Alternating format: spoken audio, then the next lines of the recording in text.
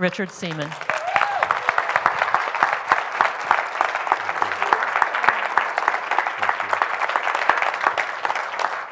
Good morning, New Vision. Good morning. I'm so excited about being here with you today because I started my journey here back in 2004 when I stepped into Phoenix back in August of 2004 when it was 120 degrees. And I come from Seattle, and so it was really interesting for me to walk into this like heater. And I wasn't sure what I was doing here. I know Spirit had called me to be here for a reason. And I'm just happy to be able to now do a full circle and come back to New Vision, where I've been doing my work for the last 11 years. And I just want you to know that today you have a divine appointment in this room today. So what is a divine appointment? A divine appointment is when the universe, when Spirit has you in these seats for a reason. And so as we step into this conversation today, I want to just say to you that we are going to be moving into intention. And intention is everything. And without intention, you're wandering aimlessly through your life without a plan. So if you're willing, I would like, as we move into this convergence zone where we're stepping into right after Christmas and right into New Year's, I would just invite you to just check your intentions. So what we're going to start off with is checking your intention for right now, because this is it. Like all we have is right here, right now. So what is your intention for this service today? What is it that you'd like to gain from today? And I'd like you, if you're willing, to just close your eyes, and I'd like you to take a deep breath, if you're willing, and just be in the silence for about 15 seconds and ask your soul, because your soul knows everything it needs to know, what it is that you would like to gain from today's service.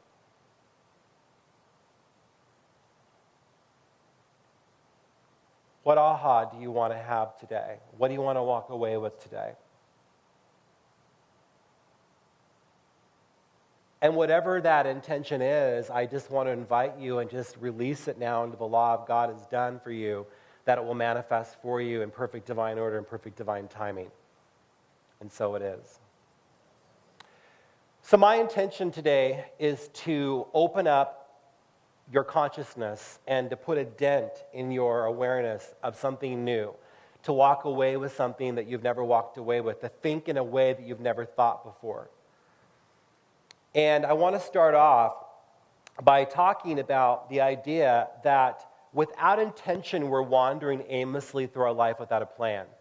It's so important that we have a daily moment where we ask ourselves what it is that we're here to do. What do I want to gain from today? And so we've already done that, and it's extremely powerful to be able to do that. What I'd like to speak to you is this. We all need to be in spiritual labor, seeking to give birth to our greatest and highest self, which is the greatest gift that you can bring to the world. The world needs a miracle, and you can become a miracle worker if you choose to use your life for the greater, higher good of all. We need to be able to do the work in order for us to be this person that can work for the greater, higher good, and that is what I call spiritual labor. And spiritual labor is the work.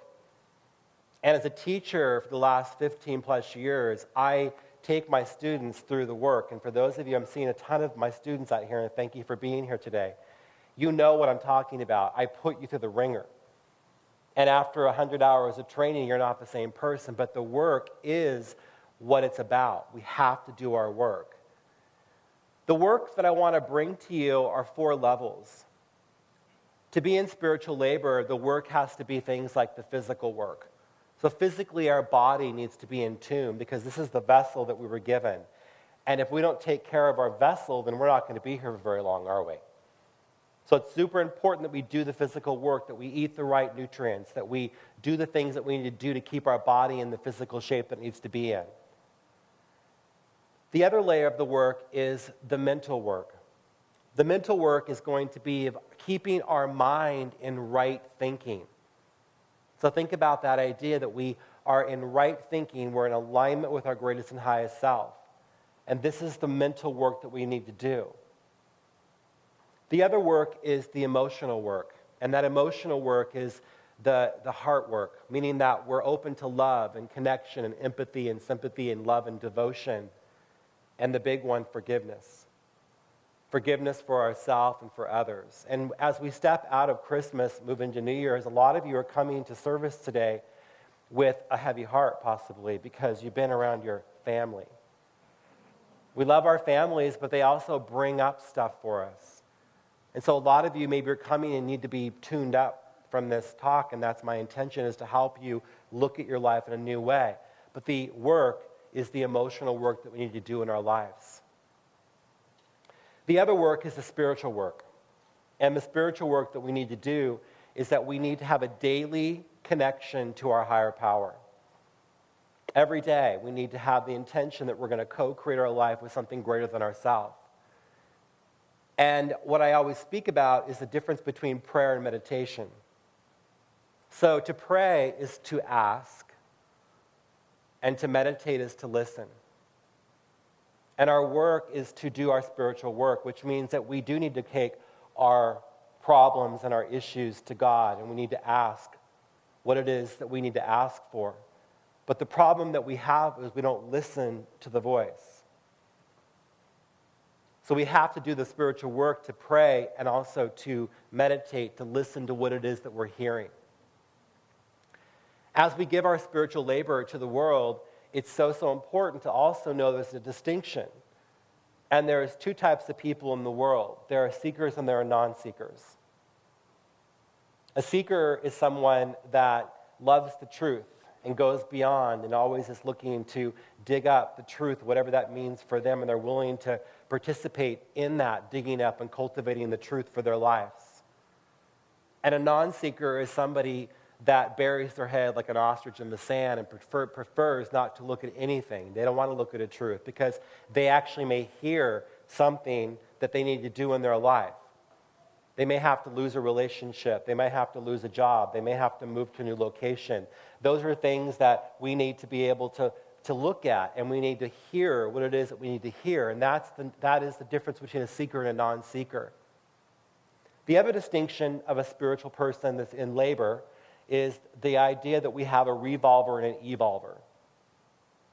So a revolver is somebody that does the same thing over and over and over, and they don't get any different results. And they're constantly doing the same thing, which we all know is the definition of insanity. An evolver is somebody that's willing to turn over a stone. It's willing to dig deep. But the distinction in the evolver is that they're more than willing to be uncomfortable, because what I absolutely know in my own life, and I know for your life, that we don't grow when we're comfortable. We have to be willing to put ourselves into uncomfortable places. And our job is to figure out what makes us uncomfortable, and usually that thing that makes us most uncomfortable is usually where you should be going. That's another divine appointment for you. So as we step into this conversation, I would like to also throw you a very, very large question. And the question that you know that you're doing the work where the pedal meets the metal, where is the question is if God were an employer, would he hire you? So I want you to really sit with that idea, because I think everyone wants to be hired by the divine. But what I absolutely know after doing this work for as long as I have, that a lot of my students come to me for coaching, for counsel, to mentor them, to bring them to the next level. And the question I ask them is, if God were an employer, would he hire you? Are you spiritually reliable? Are you willing to be utilized for the greater, higher purpose? And a lot of them are in a little bit of indifference. Some days they are spiritually reliable and they're hireable by the divine. And there are other days that they're not. And what I say is this: if we act as if God is your employer, it takes everything to a whole new level. So what I ask you is that if You were hired by the divine like an employer. And what I say here is this. Just like an employer who is hired to do a job, God prefers to send out those souls who are spiritually reliable and are 100% committed to the job, and they show up with an activated attitude. So maybe this is convicting you on some level that some days that you are 100% spiritually reliable and you're willing to show up for the greater, higher good, and then there's other days you're full of excuses and your buts and your becauses, and you have your reasons why you don't want to do it. If you were an employee of a corporation, how long do you think that's going to last? You can't just decide one day to show up and be fully participating and then the next day decide not to, because eventually you'll probably end up losing your job. So we have to be willing to look at this idea that we have to show up. And that's the way that we do this. We are the hands. We are the feet. We are the vessel that does the work, that God does the work through us.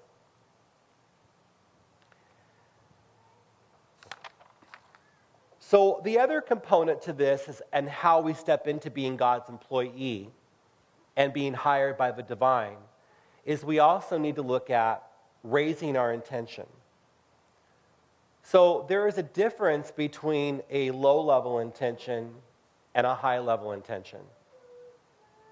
So a low-level intention is an intention that edifies you only. It's all about you. It's all about what am I going to get. And a high-level intention is about glorifying Spirit and bringing your greatest gift and being able to take whatever it is that your contribution is to the world and making sure that it's an up-level to the world.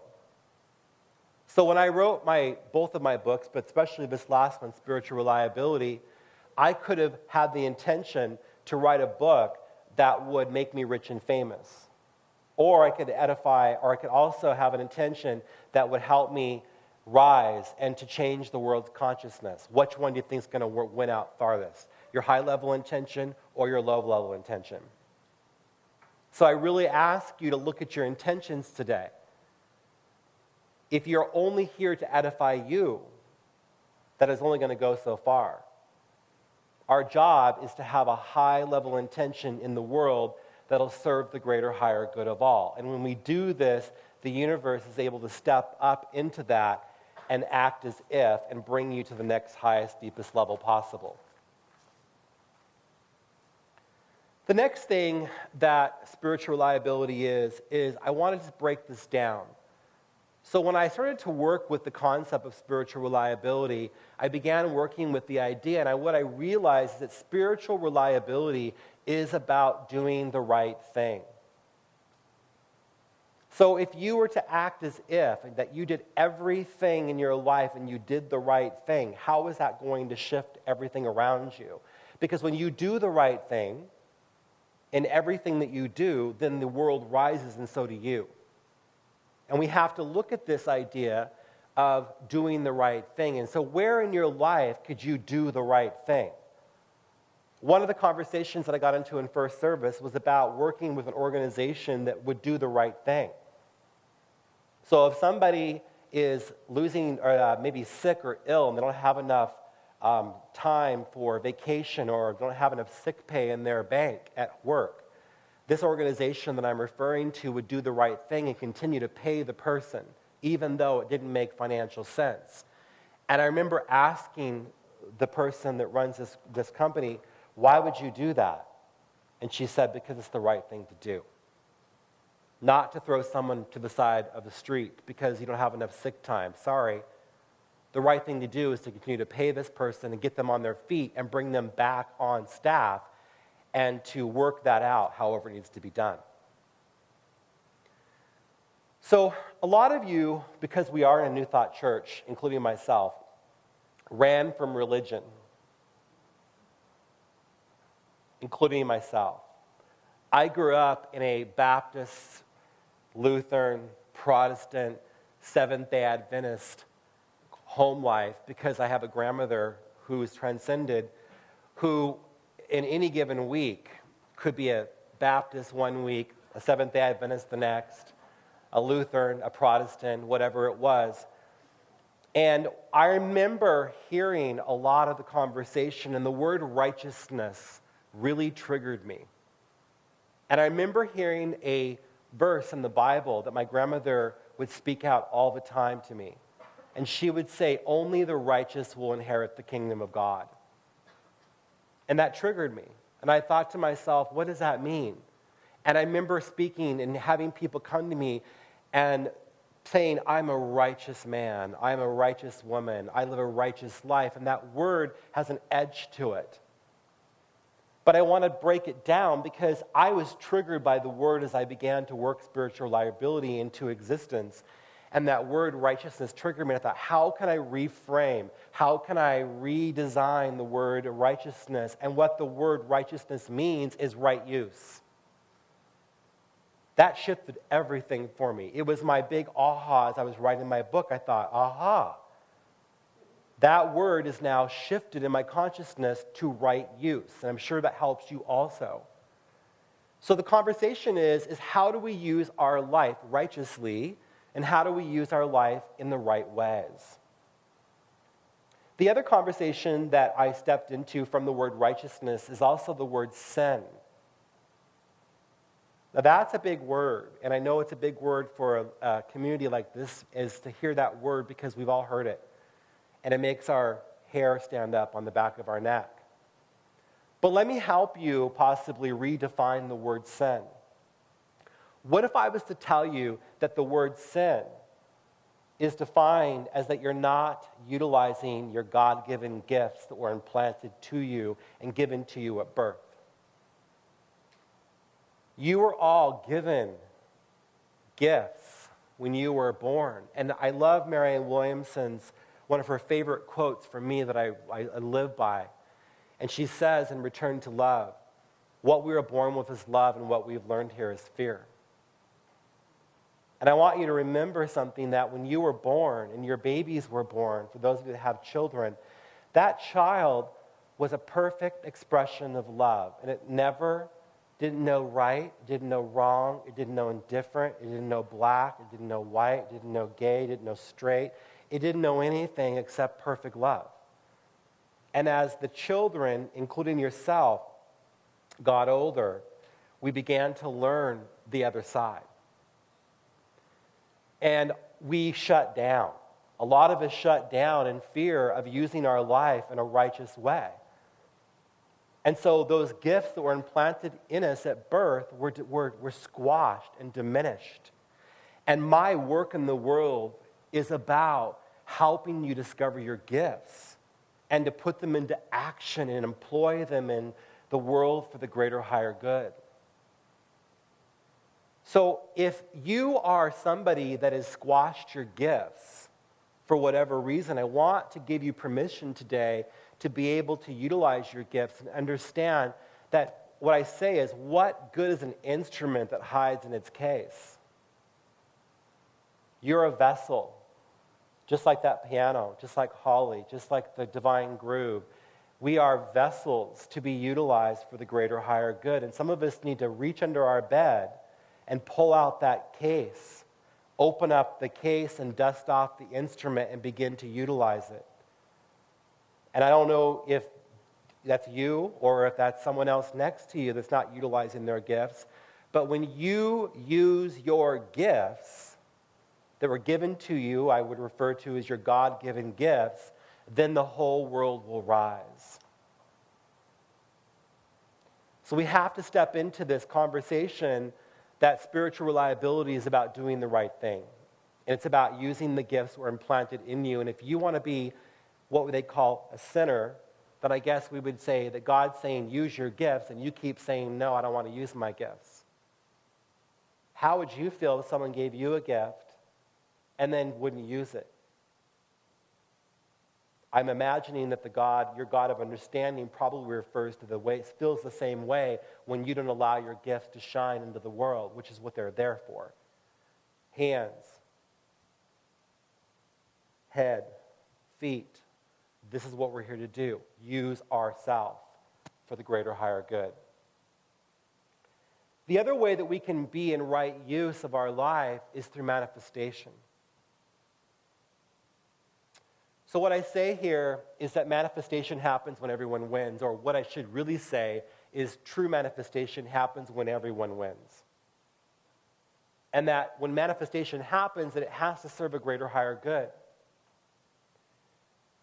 I remember I was in a conversation a few months ago where I was sitting around the dinner table with some people that I know, and someone spoke out that they were having motorhome issues with their motorhome.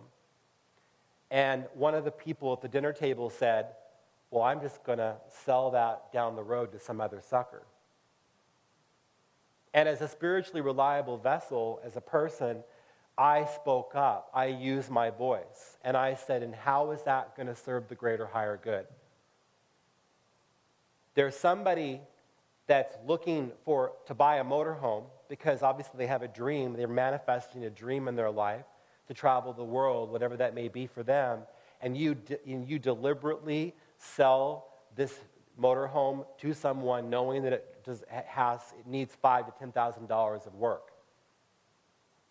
How is that going to serve the greater, higher good?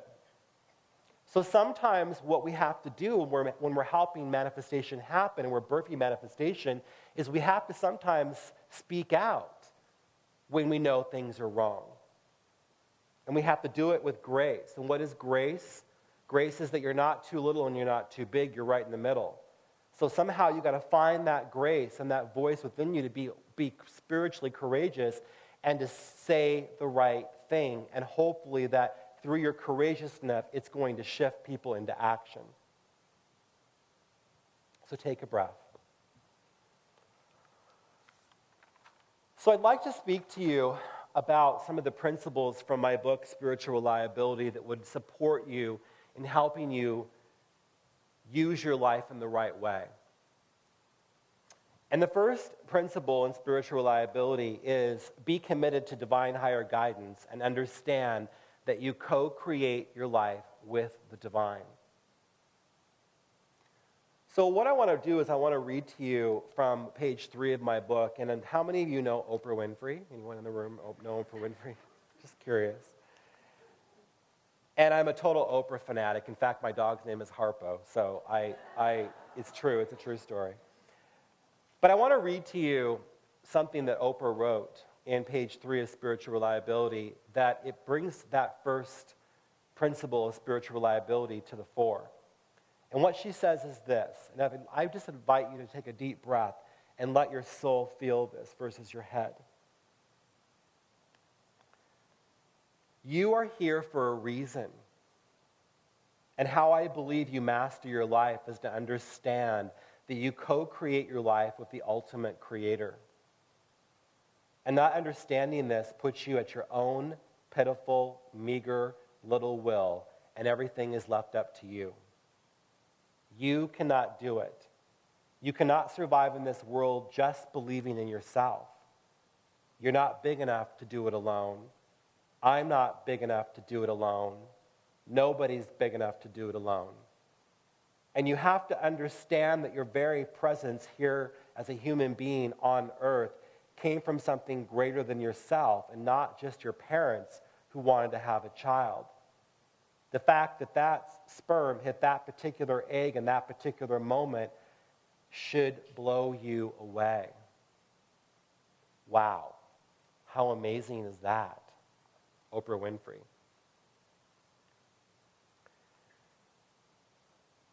You can't do this alone. Nobody can do it alone.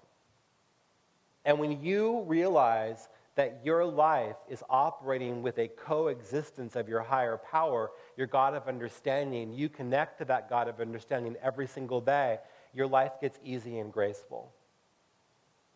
So I'm just going to invite you to just tap in.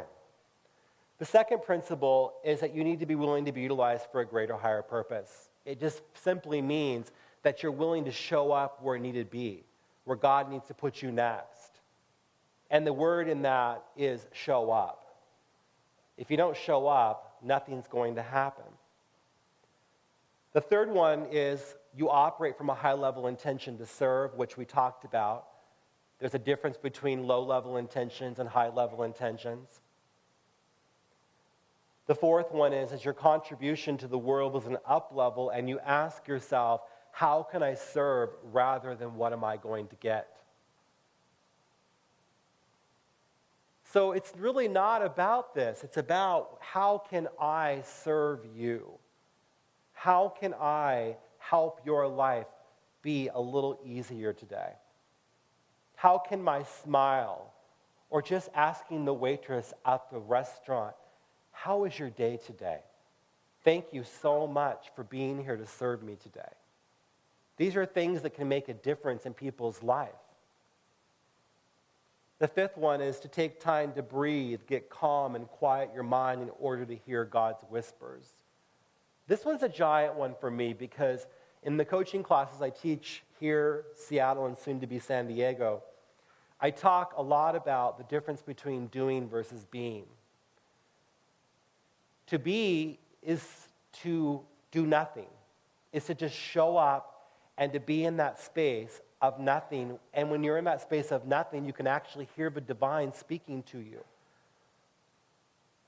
And to do is to be doing something. You're constantly go, go, go, go, go, go, go. And there's no room for the divine to even to be heard in that conversation because you're always up in your own chatter. It's so important for us to be in the space of being and to know. Now, one of the things that I know as civilization and as a human race, and it's gotten worse as the time has gone by, is that all of us are measured by what we do, not what we be. Have you ever heard anyone say, "Who do you be today?" Versus what do you do? And the moment you tell them what you do, they categorize you and they put you into a place.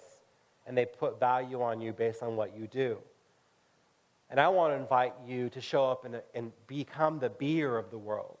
And we do that by taking time to breathe and get calm and to listen to the divine speak to us.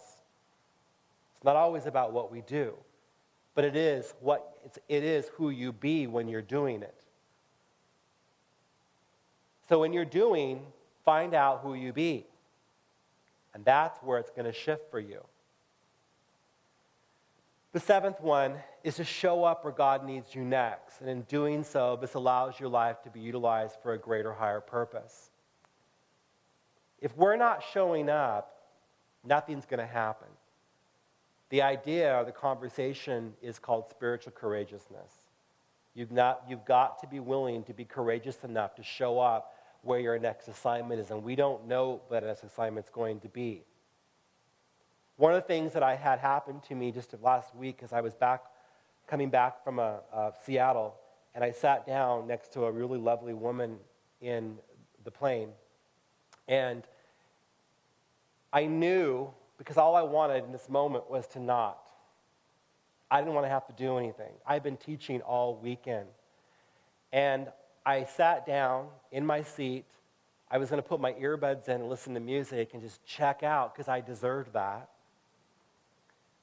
And I had some essential oils I carry in my bag, and I put my essential oils on, and the first thing she says is, "What's that smell?" And guess what? The divine appointment began. Now, I could have chosen to put my earbuds in, but instead I chose to show up for the greater, higher good, and something in me told me that this person needed my moment. We had a divine appointment. We had something that had to happen in this moment. And it was a 2.5-hour flight that went so quickly that I don't remember it. I remember just hearing it was time to land. And what is that? So I always say that to find your bliss, ask yourself where time doesn't exist. And where time doesn't exist is where you belong. So I knew I was in the right spot, in the right seat, and so did she. And after we talked for quite a while, I found out an amazing thing. We both shared the exact birthday. She asked me what my horoscope was. I said, Scorpio. I said, what day? She said, November 8th. I said, that's my birthday. So I was confirmed that, again, that was my divine appointment for being willing to show up for the greater, higher good. And her story was quite amazing. And last and not least is this. You know that you are always connected to the divine without interruption, and there's no place that God is not. Now, this is a hard one for some people, because a lot of people will ask me things. The hardest questions I get asked in my work is, why do bad things happen to good people? So how could the divine be in that? So what is the spiritual lesson in 9/11? What is the spiritual lesson in someone dying of cancer at 40? What is the spiritual lesson in somebody dying in a drunk driving accident? We all have our stories. I know we do. But what I believe 100% is that in our human form, we are not privy to know those answers right now. We're not supposed to know, because that's the great faith that we all walk in. What is faith? Faith is walking in the fog. And all of us are fog walkers. And there's nothing that we can do sometimes, because as we say in religious science, and so it is. When I get to that place and I don't understand why that happened, I usually say, and so it is. And a lot of people that aren't coming from this perspective say, what are you talking about? I want to know why.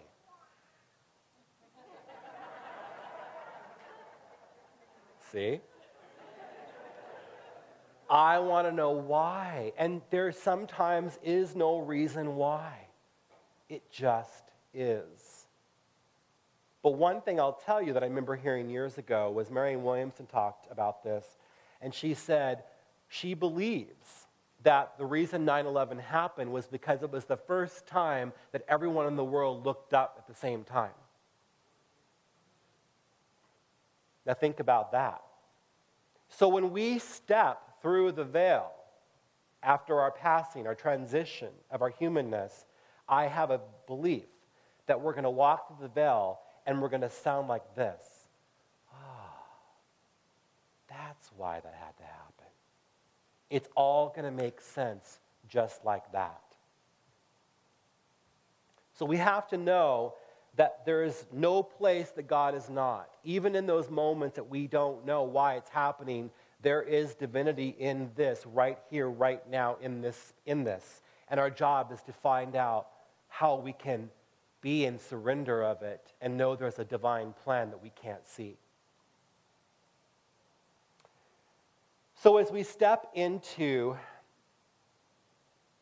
giving spiritual labor to ourselves, which is where I started this conversation, and doing the work in our minds, physically, mentally, emotionally, and spiritually, and you step into 2016 with a clear intention, which is to have a high-level intention to serve the world, I want you to know that the world of effects are going to spin around you, because you can't stop the world from happening. It's happening all around us. However, if you can learn to stay in your center from that mental stance, nothing can knock you off balance. So we have to learn how to stay centered and in the moment of now. So I invite you to give spiritual labor in the year 2016, and hopefully that I have put a dent in your consciousness today, a new thought for you to become a spiritually reliable vessel and to become God's employee. So let us pray.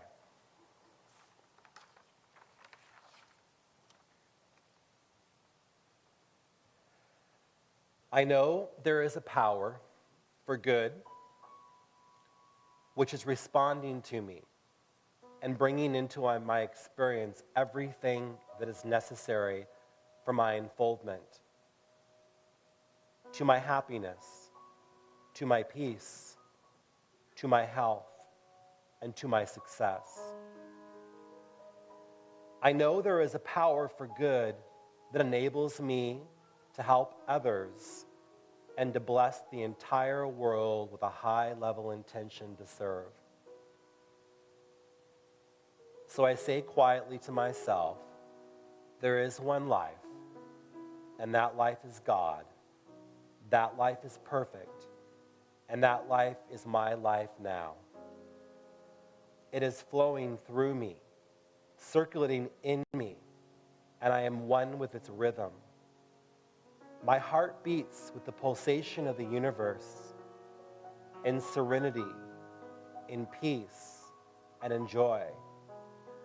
The divine spirit emanates my whole physical being, and there is nothing in my body or in my being that does not belong, and if so, it'll be cast out, because there is one perfect life in me now. And I say to myself, I am guided daily so that I shall know what to do under every circumstance and every situation. Divine intelligence guides me in love, in joy, and in complete self-expression. Desiring the law of God alone shall control me. I bless and prosper everything I'm doing. I multiply every activity. I accept and expect happiness and complete success. Realizing that I'm one with all people, I affirm that there is a silent power flowing through them and all around me, which blesses, heals, prospers, and makes happy all that are on their righteous pathway. In realizing that the world is made up of people just like myself, I bless the world and affirm that it shall manifest under the divine good, under divine law, and under divine intelligence. Please repeat after me.